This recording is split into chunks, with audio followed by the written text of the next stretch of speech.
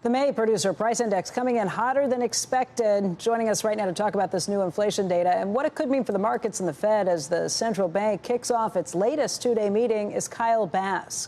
He's founder and chief investment officer of Heyman Capital Management. And Kyle, what do you think? As somebody who's looking to invest in the market, what do these hotter numbers mean? What does that mean for the Fed? I mean, first of all, Becky, I think it's when you look at the inflation numbers, these are chain-weighted inflation numbers. These are numbers that are designed to artificially be low. If you look at a non-chain-weighted index of inflation, we think it's running about 12%. And with short-term interest rates still at zero, that means people that have money in the bank or in their savings are losing, call it 5 to 12% of their purchasing power now annually. So we have 34% more money in the U.S. system than we had 14 months ago.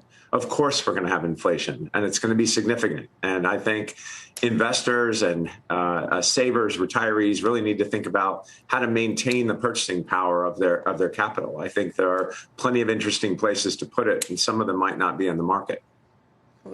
Where?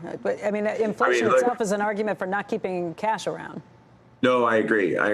You have to be invested, given the amount of capital that's in the not only the U.S. market, the global market. Looking at the global central bank's response to not only the virus but also back to even the financial crisis, in 2008. I think that we're going to launch a private equity firm to kind of stay ahead of inflation and invest in the environment and environmental remediation.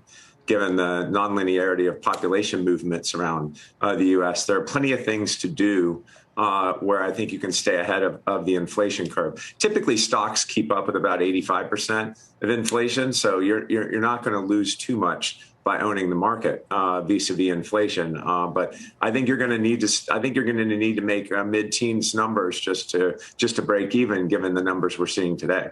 Man, that's a pretty lousy argument for investing. You're not going to lose too much money if you're invested in the market. I mean, Kyle, what do you think happens with the Fed at this point? And I bring this up because Jamie Dimon made some comments about how he thinks they're keeping some cash around right now because they want to be able to plow into the rising interest rate structure as the Fed really has to sit up and pay attention to this inflation.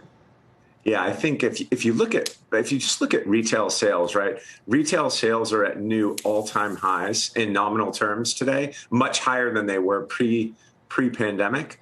And we still lack about 8 million jobs. So it's fascinating to see kind of the net results of such Fed largesse and the money that they've printed, really generating a monster nominal retail sales number in the absence of jobs. So I think we're in a new world where, unfortunately, the wealth gap's going to widen, the income gap is going to widen, and we're going to see more social pressure in the markets. But when you look at the Fed itself, I think that the Fed's got to look at housing. Housing's in very, very short supply in many places in the country.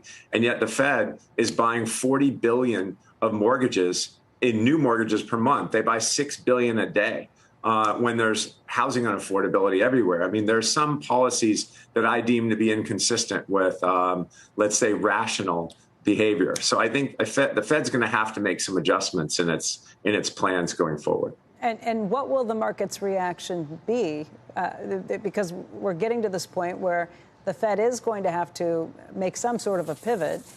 As an investor, when they do that, what does that mean? Will the market handle this smoothly, or will investors and market players move immediately to try and get to the terminal point? Yeah, it's a good question. I mean, we've all seen what's happened in previous, what they call taper tantrums. And you've seen, 10, 12% pullbacks in the market.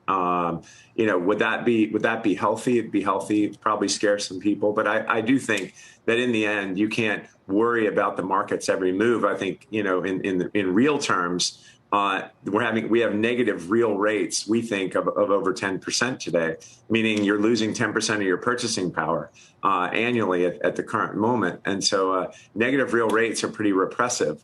And when food prices start moving like the UN Ag and Food Index has moved in the last, call it 5 months, that's a huge regressive tax on the poor. And I think the Fed's got to really start thinking about food prices. Shepard Smith here. Thanks for watching CNBC. on YouTube.